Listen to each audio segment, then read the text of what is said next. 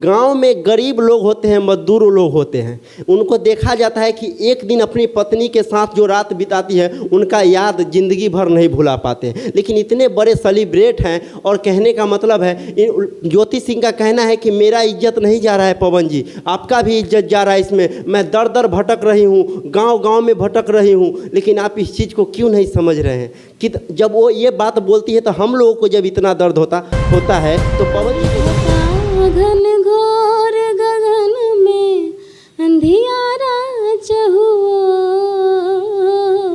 घन बरसत उत्पात प्रलय का, प्यासा क्यों मन मोर, बादल उमट बढ़ आए, बादल उमट बढ़ आए। ज्योति सिंह का विवाद थमने का नाम नहीं ले रहा है, क्या कहना चाहेंगे? थमने का नाम नहीं ले रहा है तो इस पीछे मतलब मैं कुछ कैसे बोल सकती हूँ। जब उन लोग आपसी मैटर है उन लोग का, जब उन लोग एक पति पत्नी होकर एक दूसरे का दर्द दुख नहीं समझ सकते हैं तो फिर पब्लिक लोग बोल के भी क्या फायदा। उन लोग का बोलने का मतलब वो मेरा गाना एक खेसारी सर के साथ आया था, क्योंकि मैं पहले बता देना चाहती हूँ कि खेसारी सर हमारे बहुत ही फेवरेट हैं, ऑलवेज फेवरेट है, हमेशा हैं, थे और रहेंगे।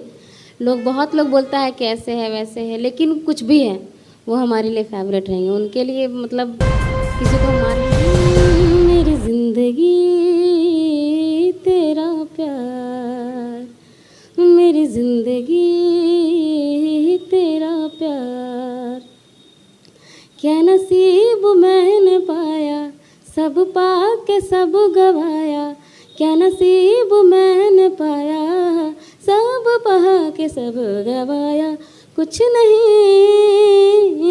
मेरे यार, हो मेरी ज़िंदगी तेरा प्यार।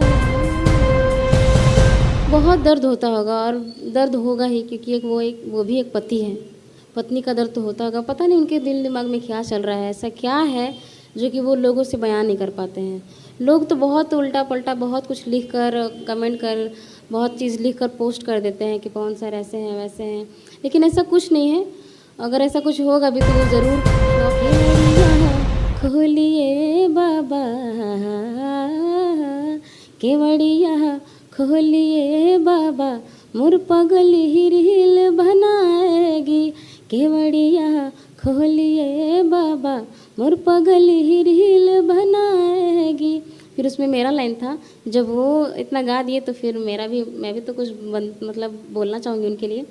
तो मैं बोली कि केवड़िया खोलिए बाबा, मोर पगला जाल चढ़ाए। नमस्कार साथियों, जैसा कि आप देख रहे हैं सच सुनिए और सच सुनिए से मैं हूं राजीव। आज हमारी उपस्थिति पटना के 70 फीट में है और मैं भोजपुरी के वैसे दिग्गज कलाकार से आपको मिलाऊंगा जो किसी परिचय के मोहताज नहीं है। लोग कहते हैं लोग उसी का नाम होता है जिसका नाम बदनाम होता है, लेकिन ऐसे में आज मेरे साथ राधा रावत जी हैं जो भोजपुरी में एक से एक सुपरस्टार के साथ काम करके अपने नाम को चर्चित चेहरा बनाए हैं। ऐसे में मैं इनसे बात करूंगा और इनका जीवनी में जानने का प्रयास करूंगा, तो आप सब बने रहेंगे एंड तक, क्योंकि आज मैं उपस्थित हूं पटना में और मेरे साथ राधा रावत जी है। राधा रावत जी, स्वागत है सच सुनिए में, कैसे हैं आप?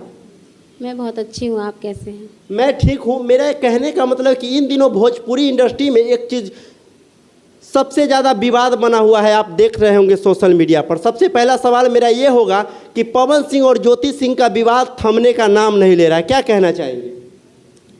थमने का नाम नहीं ले रहा है तो इस पीछे मतलब मैं कुछ कैसे बोल सकती हूँ। जब उन लोग आपसी मैटर है उन लोग का, जब उन लोग एक पति पत्नी होकर एक दूसरे का दर्द दुख नहीं समझ सकते हैं तो फिर पब्लिक लोग बोल के भी क्या फ़ायदा। उन लोग का बोलने का मतलब ही नहीं रहा। लेकिन ज्योति सिंह का कहना है सोशल मीडिया पर आकर आंचरा फैला के उनसे भीख मांग रही है। कह रही हैं ज्योति सिंह कि आप एक बार आइए और हम दोनों बैठ के इस मैटर को सॉल्व करते हैं, सॉर्ट आउट करते हैं। जैसे में कि वो क्या चाहती है ज्योति सिंह और पवन सिंह क्या चाहते हैं, इसके बारे में कुछ कहना चाहेंगे आप? मैं ज़्यादा कुछ नहीं कहना चाहूँगी, बस यही कहना चाहूँगी कि पवन सर को एक बार मौका देना चाहिए, क्योंकि जहाँ तक देखा गया है ज्योति मैम बहुत मतलब उनके लिए हमेशा अवेलेबल रहती हैं हर चीज़। वोटिंग वगैरह भी, चुनाव समय भी बहुत मतलब साथ दिया उन्होंने। लेकिन एक बार पवन सर को भी मौका देना चाहिए, उनसे बात करना चाहिए, उनको अपने पास बुला लेना चाहिए। लोगों को मतलब इसी में खुशी मिलेगी बहुत ज़्यादा, क्योंकि बहुत लोग चाह रहे हैं कि दोनों एक हो जाए, बहुत लोग चाह भी रहे हैं कि दोनों एक ना हो। लेकिन एक पति पत्नी अलग रहकर मतलब क्या ही करेंगे। दोनों अगर आपस में मिल जाएंगे तो बहुत ही अच्छा रहेगा, सबके लिए खुशी होगी कि चलो भाई कुछ तो नया हुआ। लोग बहुत, क्योंकि थोड़ा सा ये चीज़ माना गया है कि पवन सर, कहा गया है कि कान के कच्चे हैं, तो ये रियल बात है, कान के कच्चे बहुत हैं। तो क्या पवन जी इतने बड़े बड़े सेलिब्रेट होने के बाद उनको समझ में नहीं आता कि एक पत्नी का दर्द क्या होता है, एक पति का फर्ज क्या होता है? वो समझते होंगे, वो हर एक चीज़, क्योंकि उनकी पत्नी तो वो समझते ज़रूर होंगे। क्योंकि अगर मान लीजिए वो थोड़ा टाइम भी तो उनके साथ स्पेंड किए होंगे, तो वो तो समझेंगे ही कि उनकी पत्नी है, क्या है दुख, क्या है दर्द। लेकिन हालांकि कुछ हो सकता है उनके अंदर, क्या चल रहा है क्या नहीं चल रहा है, तो हम लोग तो देखने नहीं जा रहे हैं। बाकी आगे जैसे भी भगवान से तो यही दुआ कर रहे हैं कि दोनों एक हो जाए और पूरा दुनिया में छाए रहें। अच्छा, गांव में गरीब लोग होते हैं, मजदूर लोग होते हैं, उनको देखा जाता है कि एक दिन अपनी पत्नी के साथ जो रात बिताती है उनका याद जिंदगी भर नहीं भुला पाते हैं। लेकिन इतने बड़े सेलिब्रेट हैं, और कहने का मतलब है, ज्योति सिंह का कहना है कि मेरा इज्जत नहीं जा रहा है पवन जी, आपका भी इज्जत जा रहा है इसमें। मैं दर दर भटक रही हूँ, गाँव में भटक रही हूँ, लेकिन आप इस चीज़ को क्यों नहीं समझ रहे हैं कि जब वो ये बात बोलती है तो हम लोगों को जब इतना दर्द होता है तो पवन जी को दर्द नहीं होता होगा सुनने के बाद? बहुत दर्द होता होगा, और दर्द होगा ही, क्योंकि वो भी एक पति है। पत्नी का दर्द तो होता होगा। पता नहीं उनके दिल दिमाग में क्या चल रहा है, ऐसा क्या है जो कि वो लोगों से बयान नहीं कर पाते हैं। लोग तो बहुत उल्टा पल्टा बहुत कुछ लिख कर, कमेंट कर, बहुत चीज़ लिख कर पोस्ट कर देते हैं कि पवन सर ऐसे हैं वैसे हैं, लेकिन ऐसा कुछ नहीं है। अगर ऐसा कुछ होगा भी तो वो ज़रूर शो ऑफ करेंगे, और बहुत जल्द लोगों को पता चलेगा कि क्या आगे होने वाला है क्या नहीं होने वाला है। कुछ ना कुछ होगा ज़रूर ऐसा कि वो मतलब, नहीं तो फिर पता नहीं, भगवान जाने क्या है, हम लोग तो देखने नहीं जा रहे हैं। अच्छा राधा जी, एक बात हम आपसे, अभी आप लगातार सोशल मीडिया पर बनी रहती हैं, भोजपुरी में इन दिनों लगातार बड़े बड़े स्टार के साथ गाना कर रही हैं, और बड़ा बड़ा स्टार के बड़ा बजट में गाना लेके आती हैं, और अपना कोई ऐसा गाना जो है जो सबसे पॉपुलरिटी हमारे ऑडियंस के सुनाना चाहेंगे? हाँ, वो मेरा गाना एक खेसारी सर के साथ आया था, क्योंकि मैं पहले बता देना चाहती हूँ कि खेसारी सर हमारे बहुत ही फेवरेट हैं, ऑलवेज फेवरेट है, हमेशा हैं, थे और रहेंगे। बहुत लोग बोलता है कि ऐसे है वैसे है, लेकिन कुछ भी है वो हमारे लिए फेवरेट रहेंगे। उनके लिए मतलब किसी को मार भी दें वो मेरे हमेशा मतलब फेवरेट ही रहेंगे। तो उनके साथ मेरा गाना आया था, होली का था, और एक भक्ति गाना था उनके साथ। तो वो भक्ति गाना बहुत ज़्यादा पॉपुलर मतलब हुआ था, और बहुत ज़्यादा हिट हुआ था वो गाना।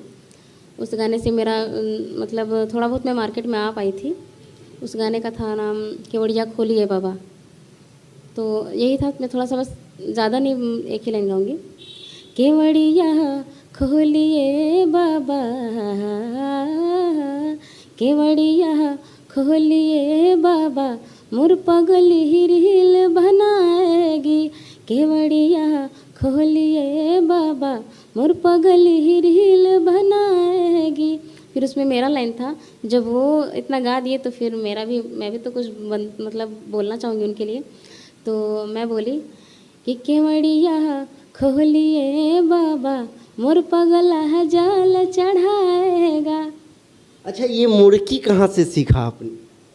गॉड गिफ्टेड है सर। मैं मतलब मुझे बहुत लोग बोलते हैं कि आप कहीं सीखे हुए हैं, या आप कहीं मतलब कहीं क्लास की हुई हैं, आपके पिताजी इतने बड़े म्यूज़िक डायरेक्टर हैं, इतने बड़े सिंगर हैं, इतने अच्छे क्लासिकल सिंगर हैं, तो आप ज़रूर सीखी होंगी। लेकिन ये रियल बात है, मैं कहीं सीखी नहीं हूँ, मुझे आज तक हारमोनियम भी नहीं बजाना। लेकिन आपका मुर्की लेने का जो तरीका है, शायद भोजपुरी में सीखा हुआ सिंगर भी ये मुर्की को नहीं ले सकता। हाँ, ये तो बात है। मुझे बहुत लोगों ने कहा था कि आप जो गाती हैं ना, वो मतलब हट के थोड़ा सा रहता है, क्योंकि जो आप हिंदी भी, मैं मतलब शुरू से मैं हिंदी ही गाती थी, और मैं हिंदी गाना भी कुछ सुनाऊंगी। तो पहले सुनाइए दीजिए आप मेरी ऑडियंस को, क्योंकि बात बाद में होगी और दर्शक इंतजार कर रहे हैं आपकी आवाज़ का। मैं हिंदी मतलब स्टार्टिंग से, मतलब ये होता है ना कि लोग बचपन से गाता है, मेरा खून में ये है। गाइए गाइए। तो मैं एक हिंदी गाना गाती हूँ जो मुझे बहुत पसंद है। मेरी जिंदगी तेरा प्यार, मेरी जिंदगी तेरा प्यार। क्या नसीब मैंने पाया, सब पाके सब गवाया। क्या नसीब मैंने पाया, सब पहा के सब गवाया। कुछ नहीं मेरे यार, हो मेरी जिंदगी तेरा प्यार।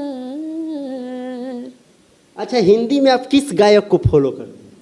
मैं हिंदी में कविता कृष्णमूर्ति को ज़्यादातर फॉलो करती अच्छा, तो मूर्ति जी का एक आध गाना हमारे ऑडियंस। हूँ। उनका एक गाना था देवदास का था गाना, और बहुत सारा ऐसा गाना है।